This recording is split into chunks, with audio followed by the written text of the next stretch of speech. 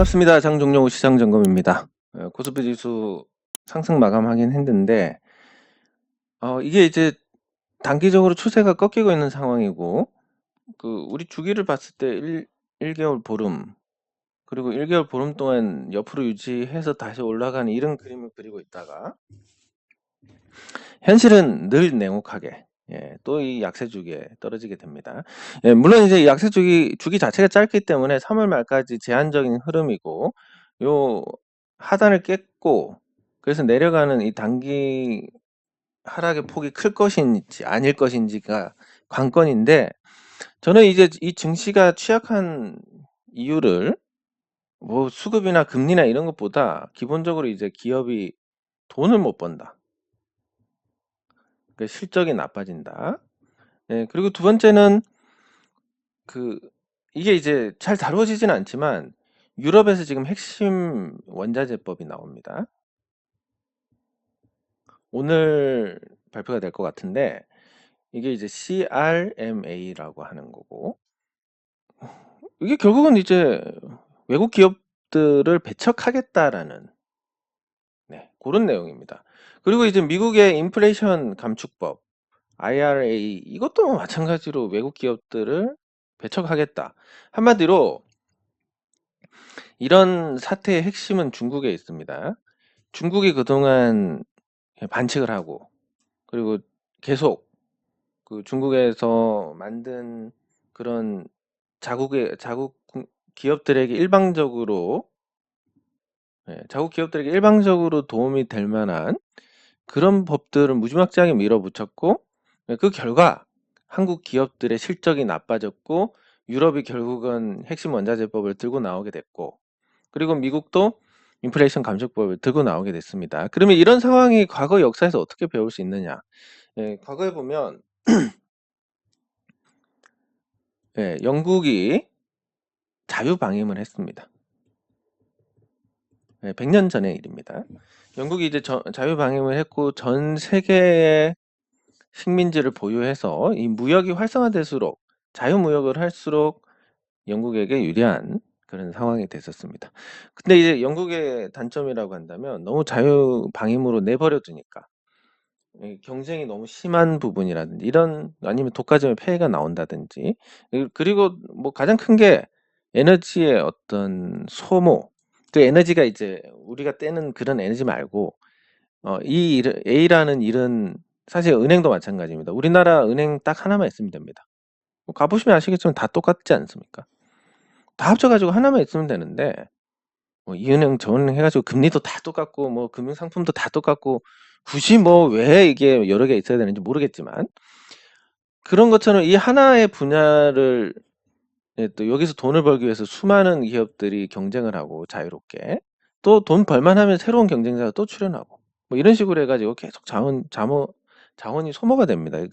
인적 자원이든 아니면 실질적인 자원이든 이런 상태에서 미국이 엄청난 이 자국의 이점을 바탕으로 성장을 했고 그리고 그 미국에 앞서 있는 게 독일이었는데 독일과 미국을 비교하면 독일은 식민지도 없고 미국은 자국 영토가 너무 좋고 넓기 때문에 식민지가 필요가 없었고 그럼에도 불구하고 이 영국 밑에 독일이 따라갔던 가장 큰 이유가 독일은 불필요한 국내 경쟁을 피하고 해외 시장을 개척한다라는 그래서 이 비스마르크가 철혈 정책을 통해서 불필요한 이 소모를 줄였던 그 결과물이 나타나는 그런 상황이었습니다. 마치 포지션으로 보면 이게 중국입니다, 요즘. 중국이 이제 독일이 영국에 많이 따라가니까 결국은 전쟁이 났듯이 중국이 이제 지금 포지션이 지금으로 바꾸면 뭐 거의 비슷합니다. 미국이고 그리고 요 자리가 중국이고 그리고 요 아래 자리는 뭐 모르겠습니다. 뭐 중국보다 환경이 좋은 데가 있는지 모르겠지만 이런 포지션에서 지금 미국이 중국 추격을 계속 받고 있으니까 영국도 이 당시에 자유방임을 포기를 하고 뭐 대응을 하자면 러시아하고 동맹도 맺고 프랑스하고도 동맹도 맺고 이렇게 해서 이제 삼국 협상이라는 요 느슨한 협력체가 탄생을 했는데 미국도 마찬가지로 자국 동맹국들하고 이런 관계를 강화를 하고 특히 이제 중국하고 미국 사이에 있는 한국에 대해서 "니네 줄 잘 서라." 이렇게 하고 있는 상황입니다. 지금 여건에서 이제 우리가 중간에서 박쥐처럼 있는 게 가장 좋지만 선택을 하라 그러면 미국 쪽으로 갈 수밖에 없는 상황이고 왜냐면 중국은 우리 걸 계속 뺏어가니까. 이게 좋은 기회가 될 수 있는데 단기적으로는 고통이 클 것이다. 예 마찬가지로 이제 이 당시에 이제 영국의 삼국 협상하고 독일, 이탈리아 그리고 독 삼국 동맹 오스트리아 예. 오스트리아, 헝가리 이렇게 이제 또 삼국 동맹이라는 걸 맺었습니다. 그래서 요 당시에 이제 중간에 있던 이탈리아를 전쟁 중에 이렇게 포섭을 해 가지고 전쟁 전에 그래서 이탈리아가 그 뒤에 통일을 하고 뭔가 정비가 되지 않은 상태에서 1차 세계 대전을 거치면서 많이 안정이 됐습니다. 그래서 지금도 제조업 강국이고 뭐 나름 잘 살고 있습니다. 그래서 우리는 이제 '이탈리아를 본받아서 뭔가를 해 나가야 된다.' 이런 관점에서 봐야 되는데 어 글쎄요. 뭐 우리나라 정치인들 중에서 그런 어떤 시각을 갖고 있는 분이 있는지 뭐 요런 이제 변화 속에서 결국은 뭐 중국은 대양 진출을 위해서 대만으로 진출을 하려고 할 것이고 그리고 우리를 끌어오려고 많은 또 그 당근을 제시할 수 있습니다. 그런 부분을 어떻게 적절하게 잘 녹여내는지 이게 관건인데 뭐 현재 상황에서 우리가 기대할 수 있는 부분이 거의 없습니다. 근데 뭐 다른 정권이 바뀌더라도 마찬가지입니다. 누가 뭘 하든 할 수가 없습니다. 그런 상태에서 우리 증시 기업들 실적 떨어지고 아까 말씀드린 것처럼 중국에 의해서 기업들 실적이 떨어지고 중국의 반칙에 이제 미국, 유럽이 반응을 하고 있으니까 "다 반칙해 보자." 그러면 결국은 이제 무역으로 먹고 사는 한국 같은 국가들은 이 소규모 개방 경제 국가들이 가장 큰 타격을 받습니다.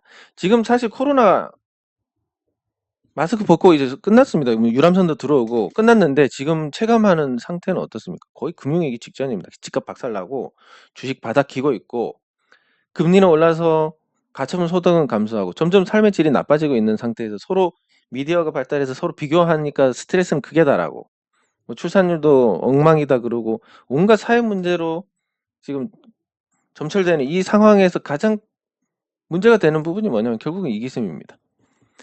상황이 좋아야 뭐 베풀기도 하고 이런 거지.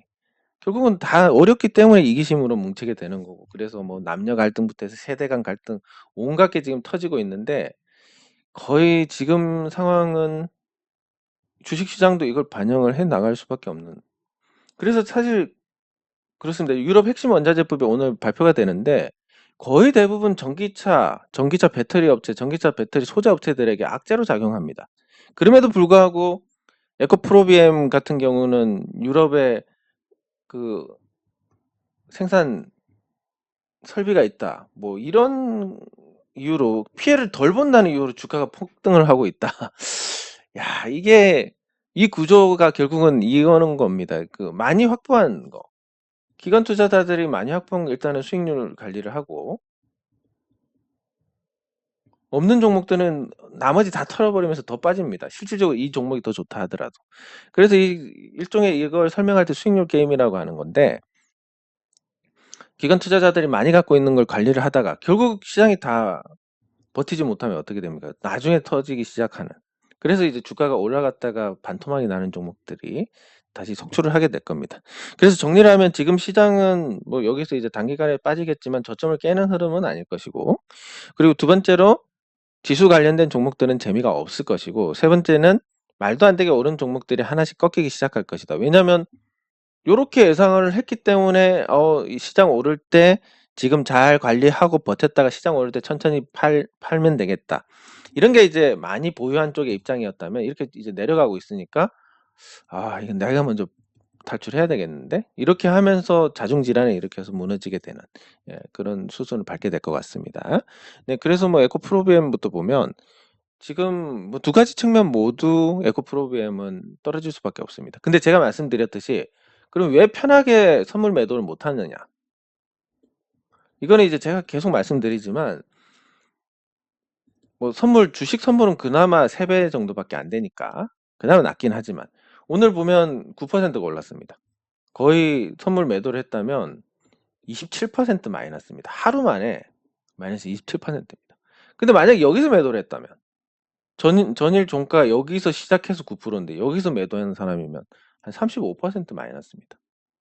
예, 이런 부분들이 어떤 심리를 주냐면 이 정도 손실을 보면 하루 만에 이 정도 손실을 보면 감각 자체가 없어져 버립니다.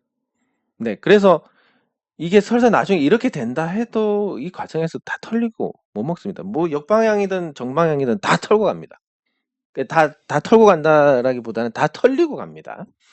네, 그렇기 때문에 선물 매도를 쉽게 해서는 안 되고 제가 SM의 포인트를 잡아드렸듯이 그런 타이밍이 와야 한번 시도를 해보는 거지. 평소에 이 종목 내릴 것 같아 해서 들어가면 역방향으로 가든 정방향으로 가든 다 틀립니다. 다 털립니다. 예. 그러면 지금 에코프로비엠이 그 유럽 원자재법 아니 그 유럽의 그 뭐였지 핵심 원자재법 이거 기대로 오는 부분이 크다고 볼 수 있습니다. 신고가에다가 예, 이거 기대로 올랐는데 그럼 만약에 실제 이게 수혜를 받는다라고 했을 때 재료 소멸이 되고 알고 보니까 지풀도 없다.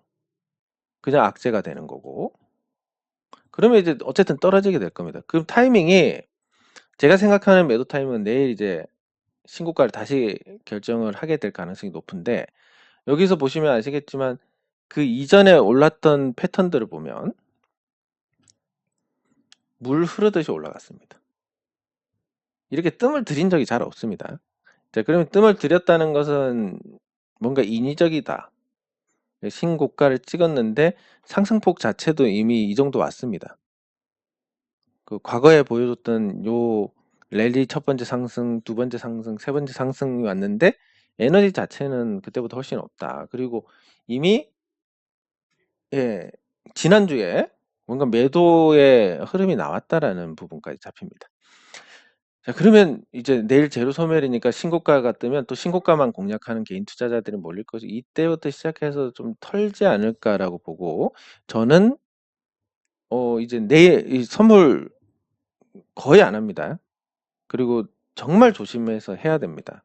왜냐면 뭐 별 생각 없이 이거 한번 매도해 볼까 이러다가 다 날아갑니다, 정말로. 그래서 내일 이제 신고가 돌파해서 가면 그 갭으로 이제 얼마 뜨는지 확인하고 갭으로 너무 많이 떴다. 그러면 이제 아침에 하고 갭으로 안 떴다 그러면 한 10시 정도에 매도를 할 예정입니다. 신고가에서. 신고가에서 예, 바람만 불어도 올라가는데 해보는 이유가 재료 소멸이다라는 것과 이게 더 이상 버틸 수 없다. 이거를 버틴다라는 것은 뼈가 부러진다라는 것과 같은 개념이 될 것이니까. 그래서 내일 한번 매도를 해볼 예정입니다. 네. 그리고 댓글 확인하도록 하겠습니다.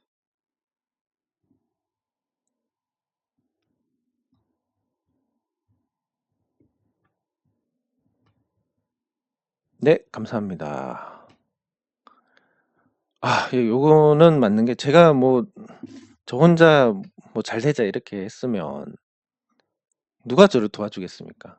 내가 왜 네 돈 버는 걸 도와줘야 되지? 이런 건데 예, 그래도 뭐 제가 그런 목적으로 하는 건 아니니까 그래서 좋은 분들 이렇게 해서 마음을 내셔서 도와주시는 것 같습니다. 맞는 말씀 같습니다. 네, 감사합니다. 감사합니다. 네, 감사합니다. 예, 주식은 제가 생각했을 때 조금 녹이 쓴 것 같습니다. 예, 그래서 이게 자꾸 이제 여기 시간 할애를 덜 하다 보니까 요즘 이제 어떤 일이 생기냐면 제가 모르는 주식 시장의 일들이 이제 생기기 시작합니다. 예전에는 제가 모르는 게 없었습니다. 뭐 그러니까 많이 안 돼 이게 아니라 뭐 예를 들면 뭐 에코 프로비움이 왜 올라갔는지 옛날 같으면 이미 다 알았었을 건데 뭐 최근에 알게 되는 거고 그리고 뭐 저기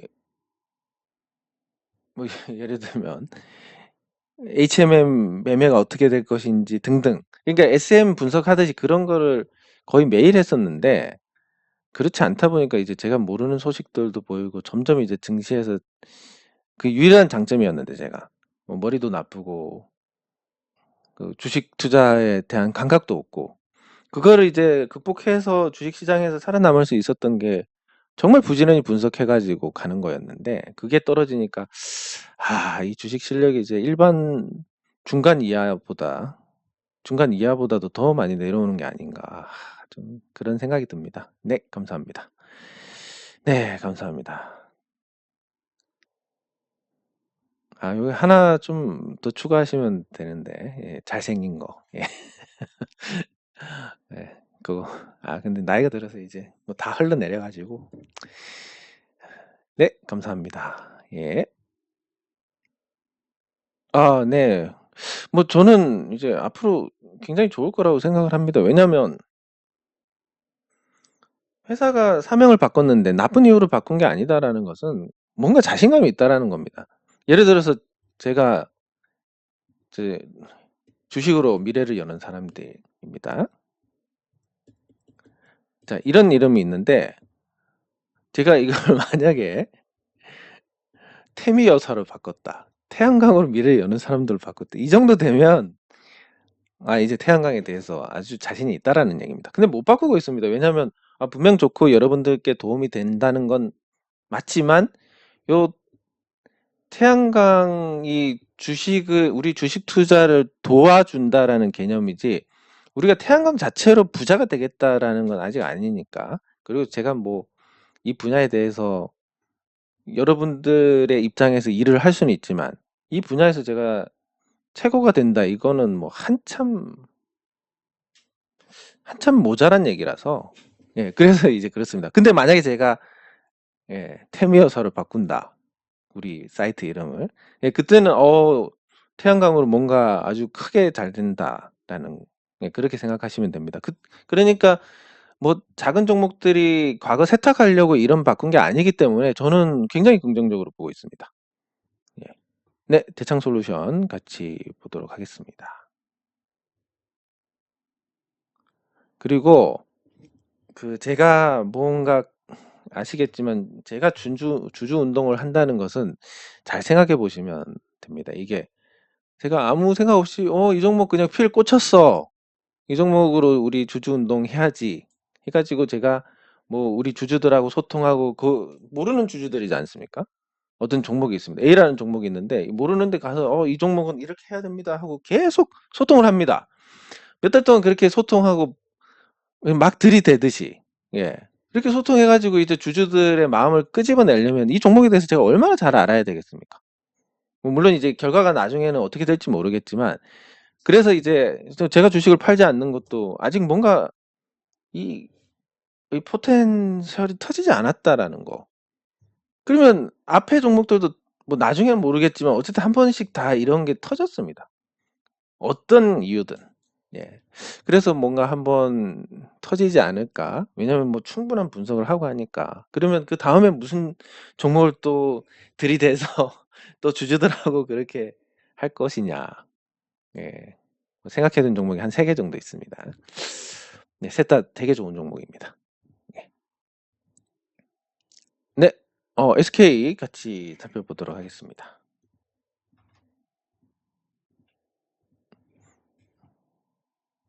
예, 감사합니다. 감사합니다.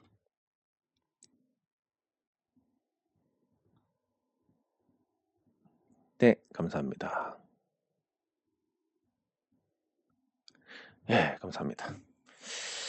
그러면 종목을 살펴보도록 하겠습니다. 대창솔루션. 자, 대창솔루션은 제가 아주 좋게 생각하는 종목입니다. 일단 뭐 좋게 생각하는 근거가 그렇습니다. 근거가 다른 것보다 분명히 이제 제가 생각했을 때는 유상증자를 할 거다 이렇게 봤습니다. 지금 이제 계속 연간 기준으로 562억 정도 되던 순자산이 계속 줄어가지고 369억 됐고 지금 이제 307억까지 줄었습니다. 이렇게 줄어드는데도 유상증자를 안 하고 어떻게 버틸까? 요게 이제 궁금한 부분의 첫 번째인데 궁금한 게 아니라 뭔가 이 종목에 대해서 이제 좀 달리 보게 된 건데, 이제 제가 생각했을 때 이랬습니다. 이쯤 되면 유상증자를 할 것이고, 그러면 이제 한 200억 정도 해가지고 507억을 만들고, 그럼 부채는 이제 한 689억이 되고, 대신에 이제 주식 수가 어마어마하게 늘어나고, 그렇게 해가지고 주가가 이제 조금 바닥을 기다 보면 이제 뭔가 매집하는 주체가 등장하면서, 그리고 이 재무 구조가 개선이 되고, 이자 비용이 줄어들면서 흑자 전환하고, 그러면서 이제 순선환이 지속되면서 이제 괜찮은 회사가 될 것이다, 이렇게 봤습니다. 그래서 저는 유상증자를 하는 것만 기다리고 있었는데 안 합니다. 안 하면 둘 중에 하나입니다. 못 하는 건지 아니면 안 해도 되는 건지. 근데 결론은 안 해도 되는 걸로 거의 결론이 났습니다. 제가 물론 이제 제가 틀릴 수도 있습니다. 안 해도 되는 걸로 거의 결론이 난 게, 지금 조선사들을 보면 도크가 다 채워져 가지고 2028년까지 물량이, 예, 있고, 앞으로 또 수주하는, 지금 상황이 그렇게 나쁘지 않습니다. 코로나 끝나고 무역이 늘어날 거고, 예, 그리고 결국은 이렇습니다. 핵심 원자재법을 하든 유럽이, 미국이 인플레이션 감축법을 하든, 중국이 지금처럼 계속 지들 기업만 밀어주든, 요 거대 경제권에서 그런 움직임이 생긴다면 결국은 중국 기업들이 미국에 수출하려면 미국에 공장을 지어야 됩니다. 유럽에 수출하려면 유럽에 공장을 지어야 됩니다. 물론 뭐 소재까지 다 하는 건 아니겠지만, 그러면 오히려 이게 무역이 늘어날 수 있는, 왜냐면 중간재 무역이 늘어날 수 있는, 그 중간재 무역은 상품은 컨테이너지만 중간재는 결국은 벌크로 이렇게 운송을 해야 되는 그런 상황이 될 거고, 이렇게 됐을 때, 그리고 LNG 운반선, 유럽하고 러시아의 문제 때문에 LNG 운반선, 그리고 유럽이 이제 아리백에 성공하면서 핵 폐기물 수요가 늘어날 건데 거기에 따른 거, 이런 어떤 사업성이나 이런 걸 봤을 때는 굉장히 좀 매력이 있습니다. 이 회사가 이 매력이 있는 회사인데, 과연 이제 그 중간에 이제 유상증자를 하면 이렇게 될 거니까, 그래서 할 때까지 기다리다 하는데 안 합니다. 이쯤 되면 이제 뭔가 안 해도 되는 상황이지 않을까. 아까 말씀드린 전방 산업이 좋아졌으니까. 그리고 만약에 대창 솔루션이 망한다 그러면 지금 조선 3사들이, 그 조선 기자재 쪽 중에서 일부는 삼양 엠텍하고 대창 솔루션만 하는데 둘 중에 하나가 망합니다. 그러면 이 하나에 완전 휘둘리게 되는데, 그런 상황을 만들지는 않을 거고, 이런 걸 봤을 때는 못하는 것보다는 안 해도 되는 상황일 것 같다라고 해서 지금 계속 예의주시하고 있습니다. 가격은 충분히 괜찮고, 말씀드렸듯이 여러 번 말씀드렸는데, 그 대창 솔루션 공장이 있고 여기 효성 첨단 소재 공장이 있습니다. 여기 울산역이 있고, 물론 이제 입지는 여기가 더 좋지만 그래봤자 역세권 아니기 때문에 도찐 개찐입니다. 얘는 3분 거리고 여기는 5분 거리인데, 이게 1,500억에 팔렸으니까 이 땅만 해도 가치가, 이거 같이 비교를 해도 한 800억 정도 되지 않을까? 예, 못해도. 근데 이제 이게 800억으로 잡히면 건물 등등 기타 등등, 예, 다른 건 없습니까? 그러니까 이게 지금 장부 가치하고는 좀 틀리다라고 그렇게 봅니다. 증자만 안 하면 이제 괜찮은데 안 할 것 같다라는 생각이라서 지금 계속 관심을 갖고 보고 있고, 하는 사업은 말씀드렸듯이 이제 협력사들이 계속 이 규모를 키워나가면서 대기업의 의도에 의해서, 네, 그래서 이제 경쟁도 거의 하나밖에 안 남았고, 삼성한테. 그래서 긍정적으로 보고 있습니다. 예, 물론 이제 제 시각이 틀릴 수도 있지만 확률적으로 50은 넘지 않을까, 이렇게 볼 수 있습니다. 그리고 SK, 예.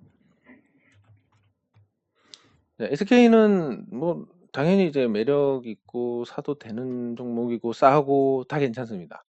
다 괜찮고, 나중에는 결국은 이 자사주를 소각을 하지 않을까 이렇게 보는데, 이거 어디 쓰겠습니까, 이 자사주를? 자사주를 쓰는 것보다는 적정한 시점에서 소각을 해서 지분율을 올리는 쪽으로 그렇게 예상을 해볼 수가 있겠습니다.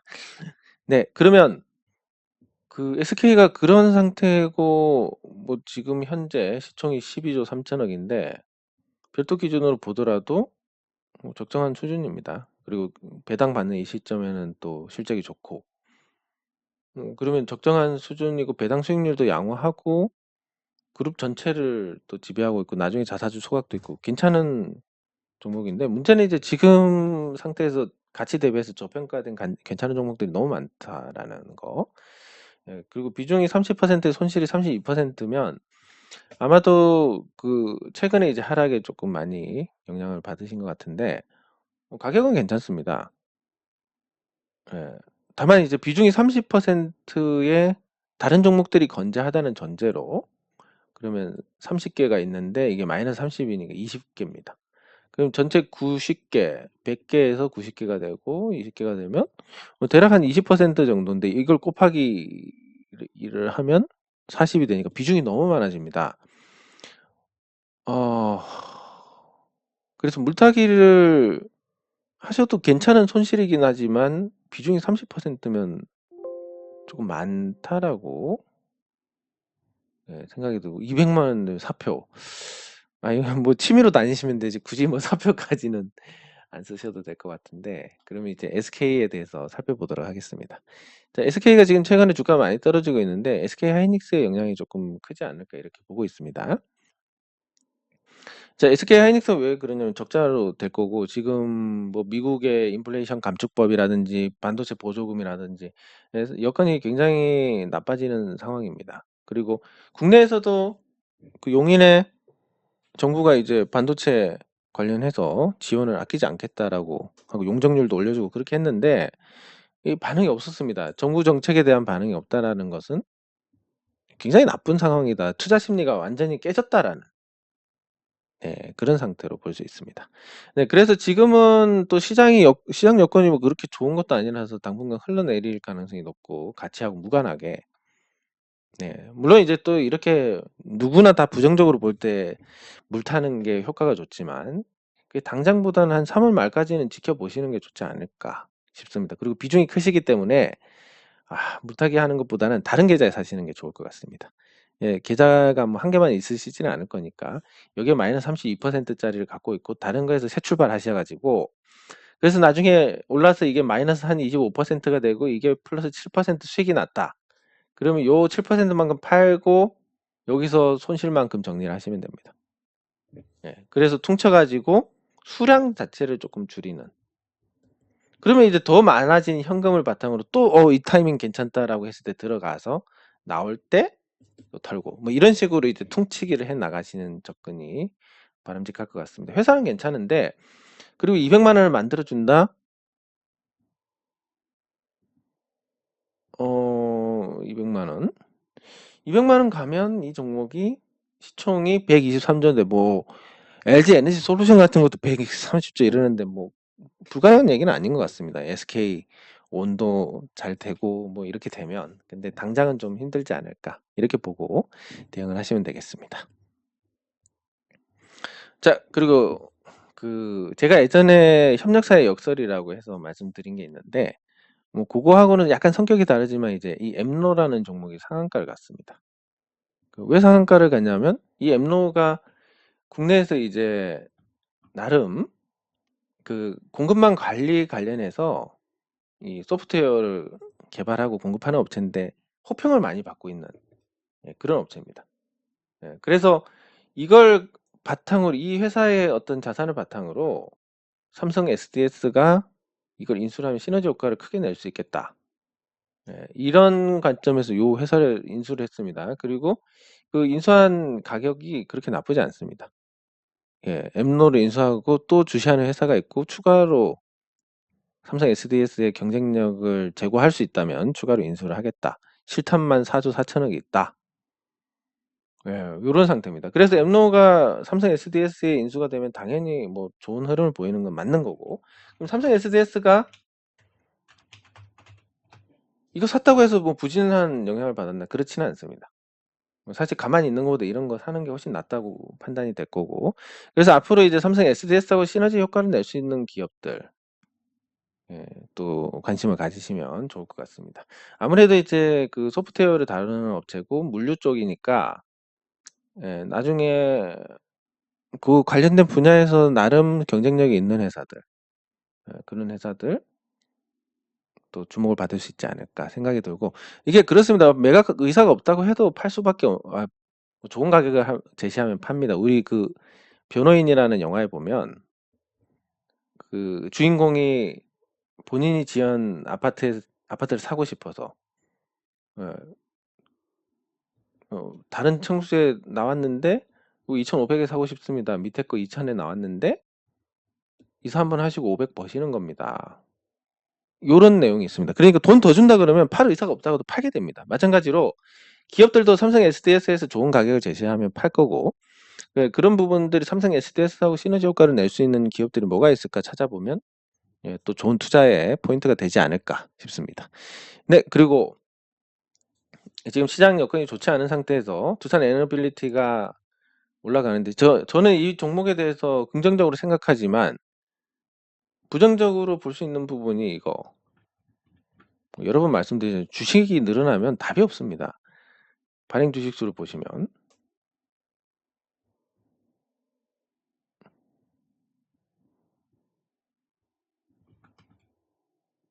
발행 주식수가 1억 2,900만 주 지금 5억 4천만 주까지 늘어났습니다. 주식수가 거의 4.5배 정도 늘어났는데 이 정도 늘어난 상태에서 과거에 10몇만 원 했으니까 다시 10몇만 원 갈 거다. 너무나 단순한 발상입니다. 주식수가 저만큼 늘어났고 주식수가 아주 낮은 가격에 늘어났기 때문에 크게 기대할 부분은 없다. 다만 지금 현 상황에서 보면 이 어려운 시장 여건에서도 수급이 좋다라는 거. 왜 이렇게 수급이 좋냐 그러면 앞으로 두산 에너빌리티는 결국 화력 발전소도 만들고 원자력 발전소도 만들고 가스 발전소도 만들고 다 만들고 결국 발전 사업을 하는 발전소를 만드는 에너지를 만드는 기업입니다. 두산 에너빌리티가. 그런데 앞으로 전기차 보급이 늘어날수록 그 에너지를 만드는 거에 대한 수요도 늘어날 거고 그런 관점에서 지금보다 앞으로가 더 나아질 거다라는 그런 흐름으로 봐서 투자 가치가 있다. 근데 그게 주식수 늘어난 거 감안했을 때 단기적으로 한 2만 원 정도가 한계일 것이고 장기적으로 아주 잘 된다 해도 한 3만 원 정도? 그렇게 목표가를 잡으시는 게 적절할 것 같습니다. 그리고 시장이 어려울 때 기관 투자자들도 많이 샀고 외국인도 많이 샀으니까 자기들 산 거는 어느 정도 관리를 하지 않을까. 그럼 당분간 상대적 강세를 이어갈 수 있을 것이다. 이런 관점에서 좀 더 긍정적으로 볼 수 있을 것 같습니다. 네, 장 종료 후 시장 점검은 여기서 마치도록 하겠습니다. 수고하셨습니다.